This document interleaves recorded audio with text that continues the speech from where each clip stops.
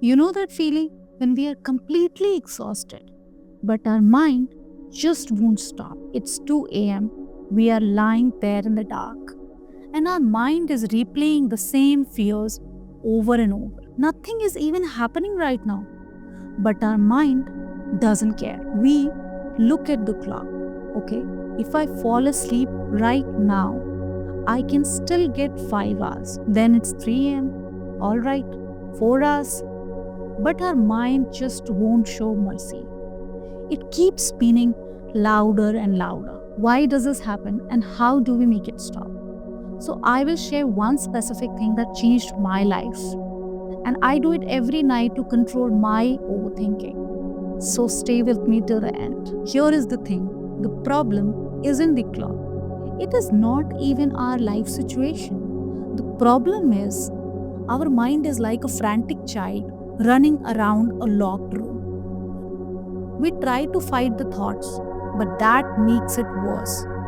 We think overthinking helps us solve problems, but it is just an engine reviving in neutral, burning fuel, going nowhere. The Bhagavad Gita talks about the same struggle. Thousands of years ago, Arjun stood in the middle of a battlefield, paralyzed by his own thinking. He was spiraling just like we do. Krishna looks at him and says something that cuts right to the core. Chapter 6, verse 6. For the one who has conquered the mind is the best of friends. But the one who has failed to do so, the mind will remain the greatest enemy. At 3 a.m., when you are calculating the hours of sleep you will never get, your mind is your worst enemy. But how do we make this enemy our best friend? Let me tell you a story. In ancient times, hunters had this clever way of catching monkeys.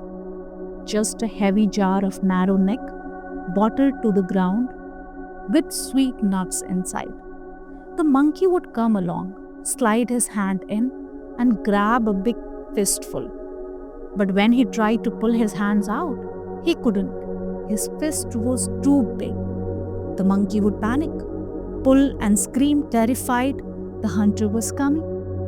Then the hunter would just walk up and catch him. Here is the tragedy. The jar never held the monkey.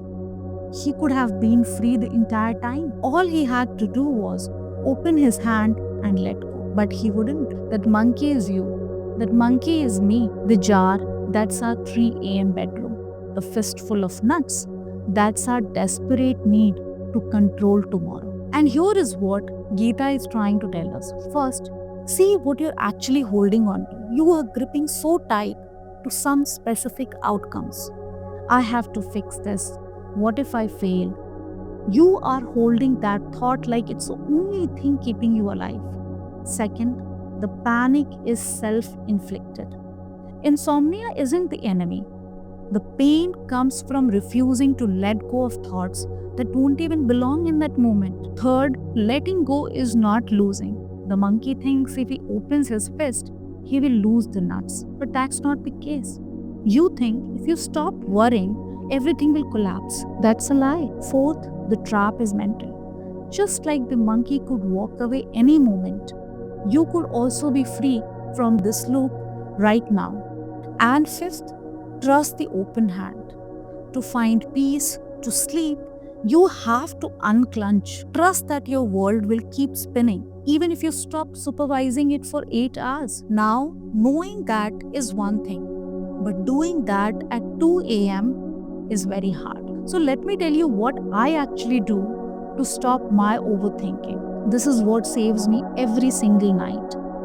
When I catch myself spiraling, I don't try to empty my mind. That is impossible. Instead, I replace the chaos with Radhe Krishna. I say Radhe Krishna softly, sometimes out loud, sometimes in my head. Why? Because our mind cannot hold two thoughts at once. It can't hold what if everything goes wrong and the name of the divine Radhe Krishna simultaneously. One has to go. When I say Radhe, I am invoking surrender, love. When I say Krishna, I am invoking joy, peace. I'm telling my mind, I'm dropping this handful of nuts.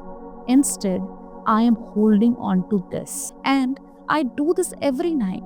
The moment my brain starts calculating again, I gently interrupt. No.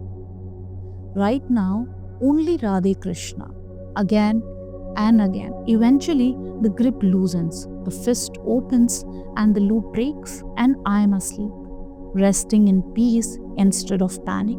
So, tonight, if you find yourself in the dark room with the clock mocking at you, just do one thing: whisper Radhe Krishna's silent key.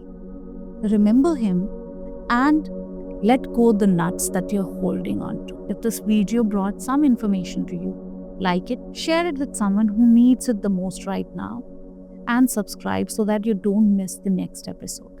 And about Letter to Krishna, kindly check the description for more details. See you in the next. Take care and Radhe Krishna.